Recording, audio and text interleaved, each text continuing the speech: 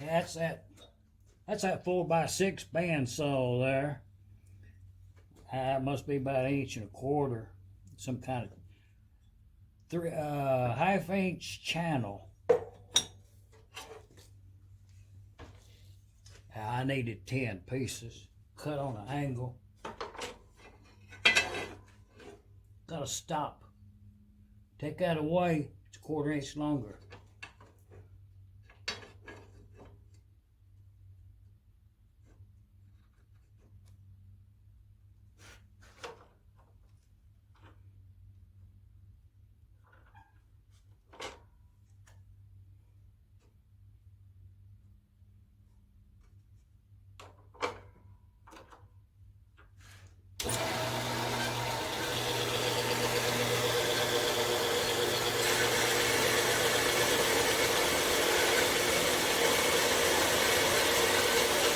We'll go do something else, and we'll be back in a minute or two.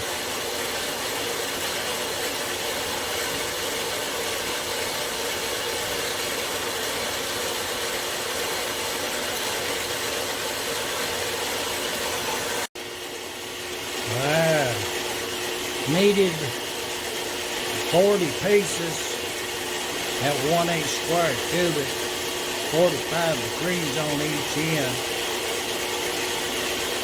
At there 1 1/4 and about a 1/2 inch channel. I needed 10 pieces of that, and we go into the metal yard, drag in some new stock.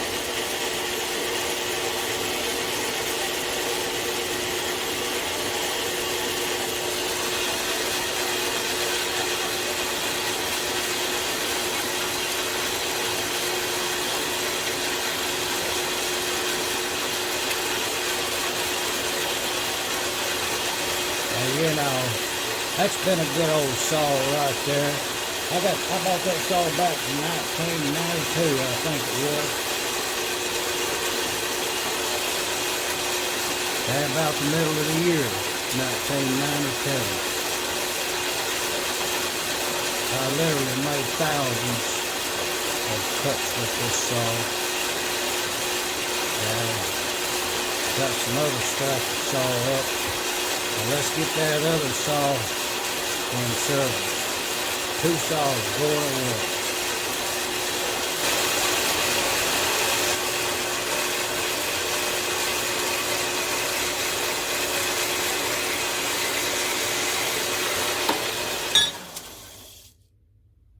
That's what I'm talking about.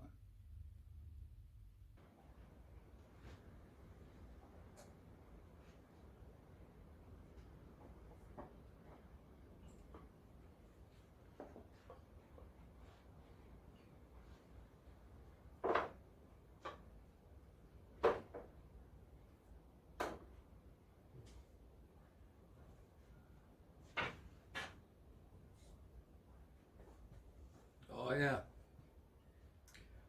Are we going to need this here swab?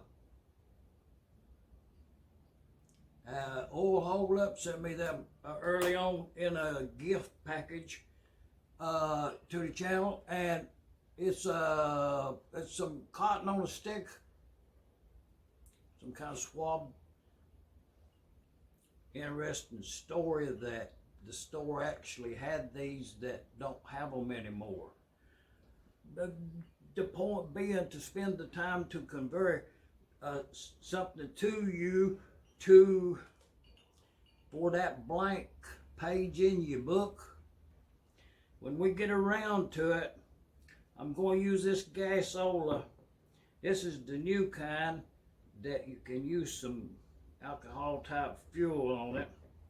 And when I put it on there, I'm going to put some of that gasola on this cotton swab, and I'm going to put it down in that thread and go around like that right there. And to apply this gasola gasket sealer for the petroleum side off sealing gaskets. It's a good product. I'm going to apply it down in them holes right there. They're threaded. Reason being, when you put the gas tank on top of there, and always a gasket and sealer, the two goes together. Not sealer only or gasket only. And you may ask yourself, oh yeah,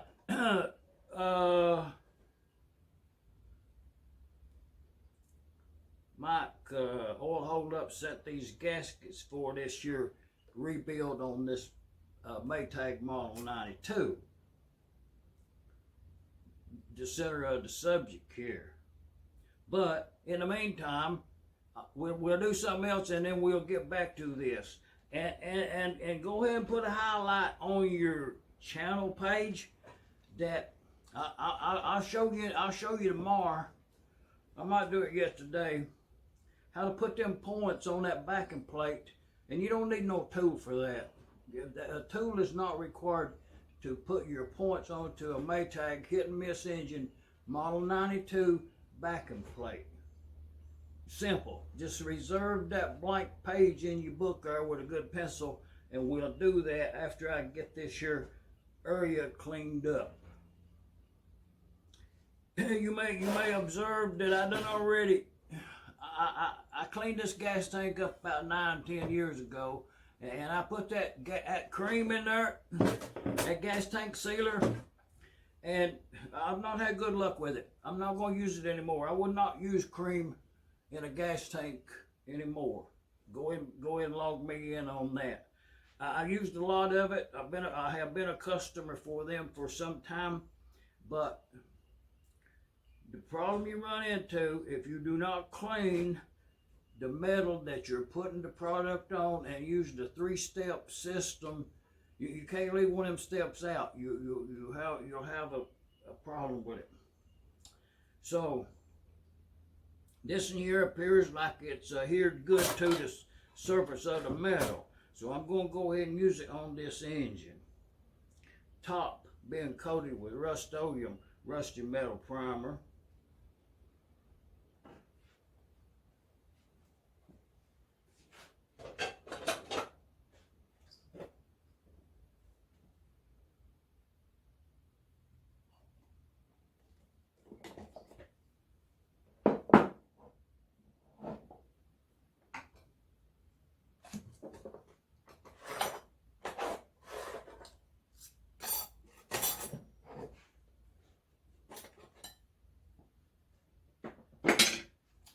And also in that package of gaskets, Mike included this. That's a Maytag wrench right there. It fits something.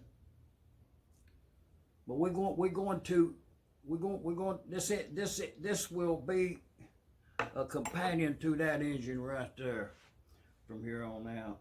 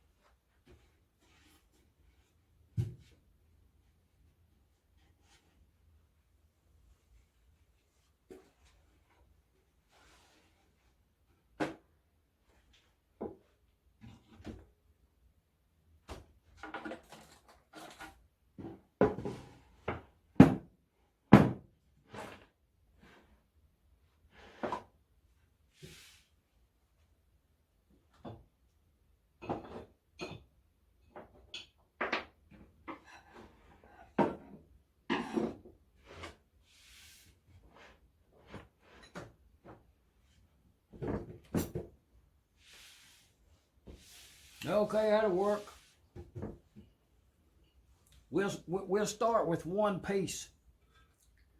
Actually, we'll start with 2 pieces because this gas tank already has a plug in it.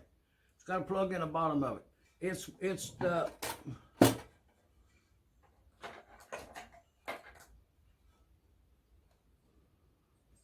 This gas tank is a S284.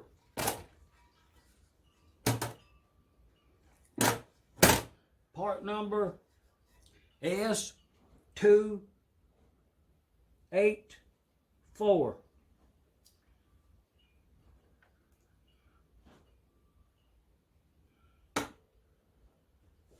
Part number S231. Make a note of that. But we're starting with 2 pieces.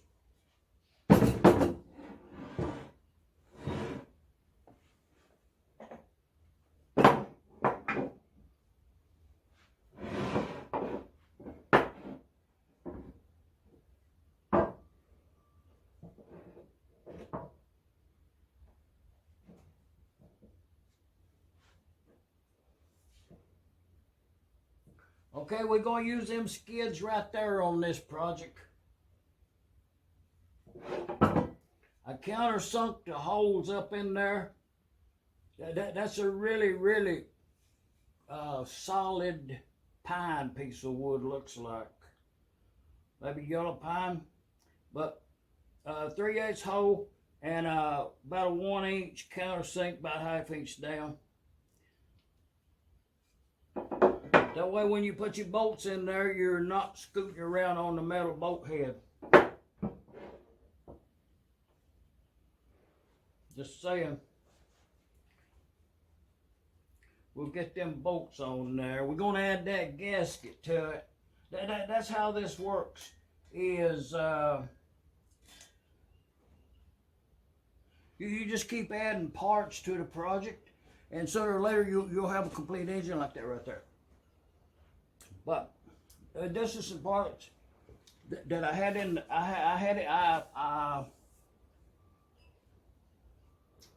They were down there in the parts department, and you know, I figured I just well go ahead and assemble an engine out of them. You know, that's a taper pin right there. It goes in there.